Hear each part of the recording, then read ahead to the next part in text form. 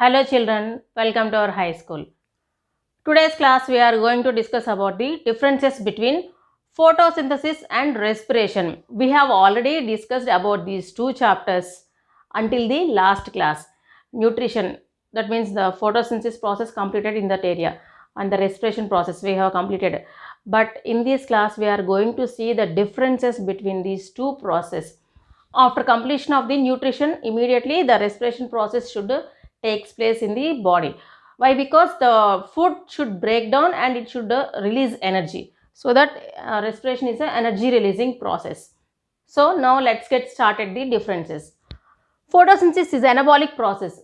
See, anabolic, this word represents a lot. A lot means in the process of photosynthesis, the light energy converts to chemical energy by utilizing carbon dioxide, isn't it now? In that process, starch or glucose or sugars produced. That means it helps to build the body. This process helps to build the body by utilizing simple compounds like carbon dioxide and water in the presence of sunlight. So, carbon dioxide and water are simple compounds. So, by utilizing this, a complex compound, that is a starch, is formed.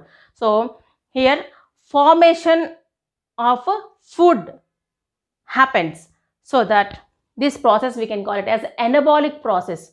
So, here food producing process, no, and the respiration is a food breaking down process. Then only energy release, no. So, this is catabolic process. Whatever the food, whatever the diet produced in this part, that should be break down. This breaking down happens by this respiration process. Hence, respiration is a catabolic process.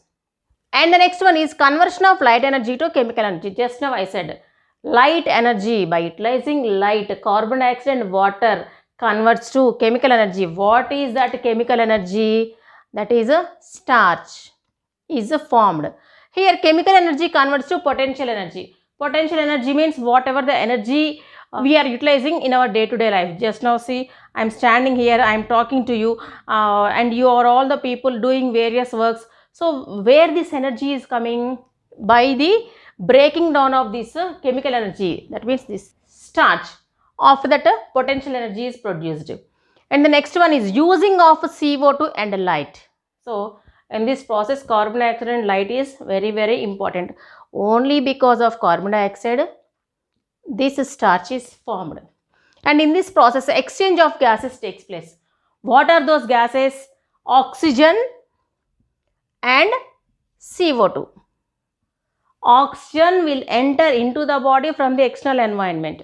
CO2 release out or expels out from the body to outside. So in this process, exchange of gases takes place, that is carbon dioxide and water. But in this process, carbon dioxide is utilized to produce starch.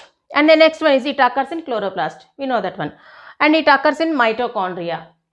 Mitochondria has several enzymes to carry out this process, and whatever the energy is produced in this process. What is that process? Respiration. So this all energy is stored in mitochondria. Hence we can call it as powerhouse of the cell. And what is the energy currency? We have discussed already. Yes, exactly, that is ATP. So the energy is stored, which is produced in mitochondria in the form of ATP, energy currency. Okay. Next, this process, photosynthesis process, higher in during daytime. So to carry out photosynthesis, light is very, very, very important. So this process takes place in much higher during daytime. Reverse in plants. Because why here I am saying that reverse in plants means there is no photosynthesis process in animals, but respiration is present in both plants and animals. So photosynthesis happens only daytime, but respiration takes place in animals throughout the day. But in plants, it happens more faster during night time than the daytime. Of course, in the daytime also respiration process takes place, but very, very, very, very slower process. Why? Because during that time photosynthesis takes place very faster. So this process becomes slowed down. But during night time, this process completely stops and this process gets speed. See this equation. This complete equation shows this entire process. Carbon dioxide, water, these two are utilized in the presence of sunlight. Where? Within the chloroplast. What will produce? Starch and oxygen. So if you see in a balanced equation, 6CO2, 12H2O gives rise to C6H12O6 plus 6H2O plus oxygen. This entire process in the presence of light. We have already learned this equation in photosynthesis, isn't it? So reverse to the respiration process. See here, reverse. Starch break with oxygen. Starch and oxygen, they breaks down and produce carbon dioxide, water along with the energy. And this is a balanced equation. See these two equations, completely reverse process. Whatever formed in this process, they break down here. Final end product is here. Final product is here, energy. Ultimate purpose of respiration is energy. Ultimate purpose of photosynthesis is production of starch. This is very important. Photosynthesis and respiration appearing to be opposite reactions, but both have a different biochemical pathways and are essential for plants' metabolism. Of course, these two are opposing reactions, but they have different kinds of biochemical pathways. But these two are very, very, very essential for the carrying of life. But these two are very, very essential for to carry out the life process in organisms, whether it is a plant or maybe animal, whatever it is.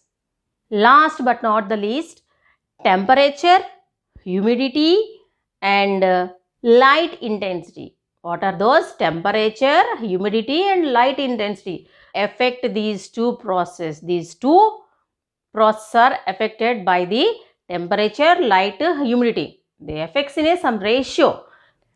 If more temperature is there, photosynthesis process takes place very faster in some extent, but this extent up to 35 to 37 degrees. And later on, gradually this photosynthesis process slowed down, and as well humidity and as well light intensity and even respiration also. If temperature becomes more and more and more, respiration process also increases, but after some extent the respiration process also stops. So there is a certain ratios for this process. If these three factors in a balanced condition, these two processes also takes place normal and sometimes in a higher levels also. So what are those factors? Very important: temperature, light, humidity. Please do remember. So that's all for today. We have successfully completed our second chapter, that is respiration. In the next class, we will meet with a new chapter. Until that, please keep following our high school. My dear children, follow up our classes regularly, and after completion of every class, please go through your textbook and prepare a notes of yourself by seeing on the board. Please don't forget to enter this tabular form. This is very, very important 4 marks question. Whatever we have discussed here, that is very important. So each and everything I am trying to give you notes on the board, so that please try to note it down in your notebooks. Along with that one, follow your textbook also. If you have any doubts, please keep it in our comments box. Definitely you will get answers. If you do not subscribe, please do subscribe and share to your friends also. Until that, I'll take leave. Bye.